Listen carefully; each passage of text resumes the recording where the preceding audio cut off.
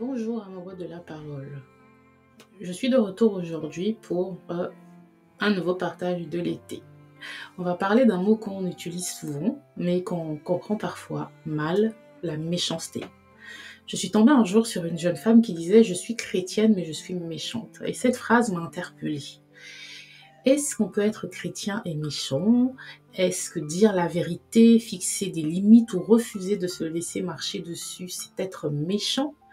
Pour comprendre, je suis allée creuser dans la Bible, à la fois dans l'Ancienne comme dans la Nouvelle Alliance, ce que beaucoup appellent bien sûr l'Ancien et le Nouveau Testament, vous l'aurez compris si vous m'écoutez depuis longtemps.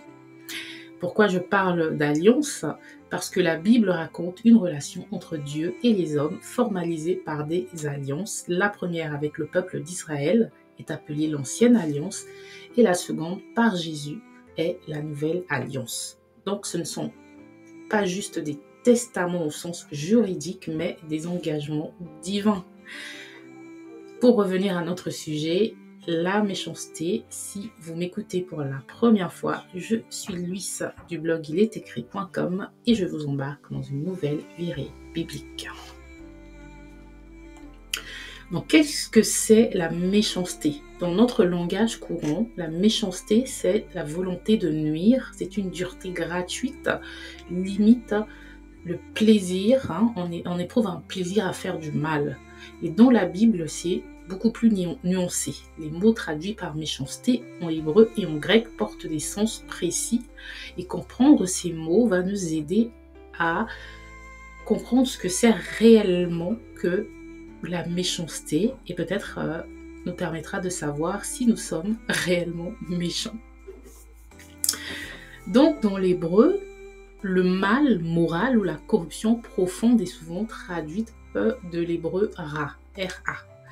Dans Genèse 6, 5, on nous dit « L'Éternel vit que la méchanceté des hommes était grande sur la terre et que toutes les pensées de leur cœur se portaient chaque jour uniquement vers le mal. » Et donc ici, Ra parle d'une nature intérieure corrompue qui se traduit en acte. Ensuite, on a le terme aven, comme dans le psaume 5.5, qui est un mal plutôt trompeur, une injustice calculée. Donc le psaume 5, verset 5 nous dit « Les insensés ne subsistent pas devant tes yeux, tu hais tous ceux qui commettent l'iniquité. » Et dans le texte hébreu, le mot iniquité, donc aven, c'est littéralement un mal vide ou fausseur. Ce n'est pas juste faire le mal par impulsion, mais c'est préméditer, préparer le mal dans la tromperie. Ensuite, nous avons le proverbe 11.5 qui nous dit « La justice de l'homme intègre aplanit sa voie, mais le méchant tombe par sa méchanceté. » Ici, méchant, c'est rachat. Et le mot méchanceté, c'est richa, il me semble. C'est pas très sérieux, j'aurais dû écrire aussi pour le mot méchanceté, mais donc c'est la racine, c'est rachat pour le mot méchant. Donc je vous invite également à aller faire vos recherches. Et ici, c'est une injustice active ou une impiété. Donc vous voyez que on a plusieurs mots qui ramènent tous à la méchanceté, puisque ici le mot méchant est traduit par rachat, et dans le psaume 5.5, on a le mot aven, et encore on a le mot ra dans la Genèse. Et lorsqu'on rentre dans la Nouvelle Alliance, on a le terme poneria, qui est une malice active, une corruption volontaire. Dans Marc 7, des versets 21 à 23, mes excuses pour les bruits, on nous dit « Car c'est du dedans, c'est du cœur des hommes que sortent les mauvaises pensées, les adultères, les impudicités, les meurtres, les vols, les cupidités, les méchancetés, la fraude, le dérèglement, le regard envieux, la calomnie, l'orgueil, la folie.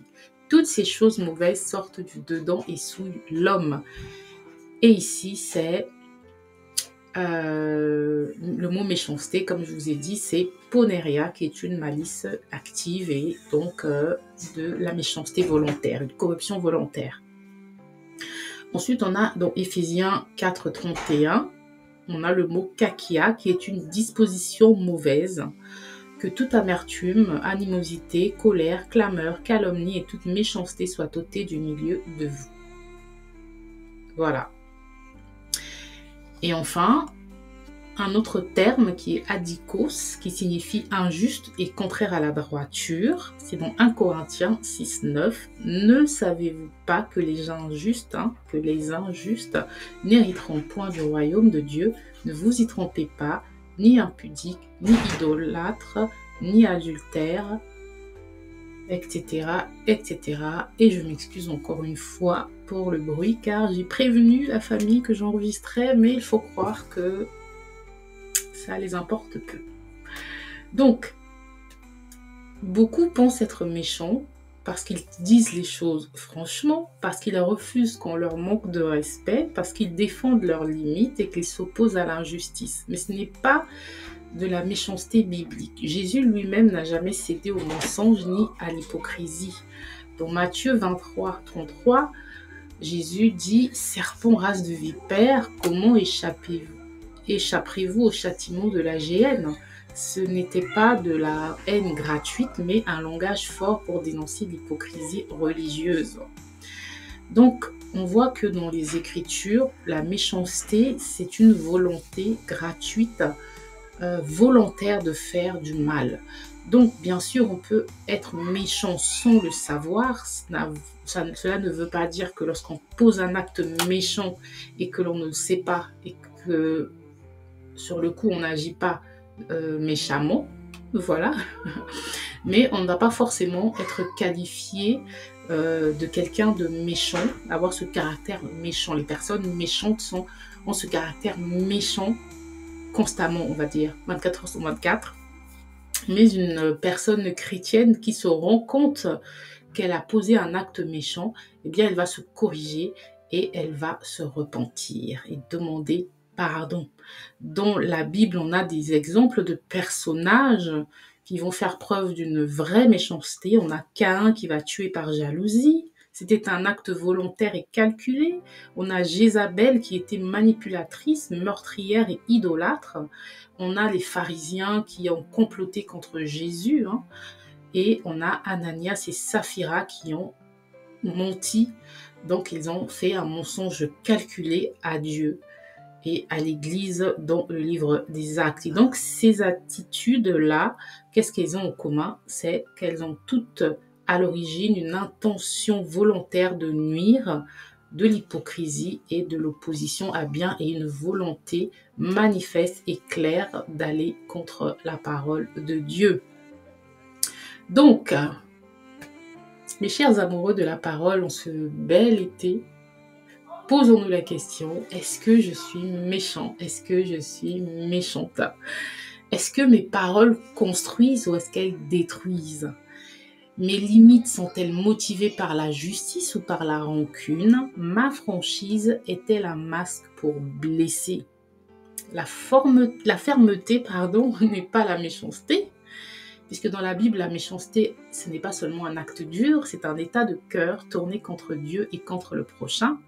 Dieu nous appelle à un autre chemin, parler vrai, défendre la justice, fixer des limites sans haine, sans cruauté et avec un cœur purifié. Et surtout, il nous appelle à témoigner de l'amour, son amour. Si ce message vous a édifié, n'hésitez pas à liker, partager, pas moi, mais la parole. Ciao!